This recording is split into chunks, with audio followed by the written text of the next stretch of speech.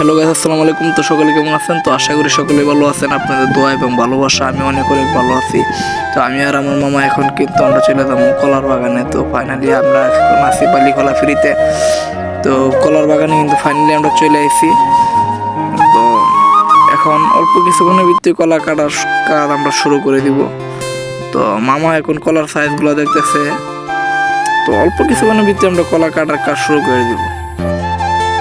আর finally এর সব blog video আমি কিন্তু বানাই না, অনেকদিন পরে একটা ব্লগ ভিডিও বানাইতেছি। তো আপনাদের সাপোর্ট কীরকম পাই সেটা দেখার জন্য। তো কলা কাটার কাজ কিন্তু আমার মামা কিন্তু কলার ছড়িগুলা কাইটা একদম টাল করে বলাই যাচ্ছে কলা কাইটা।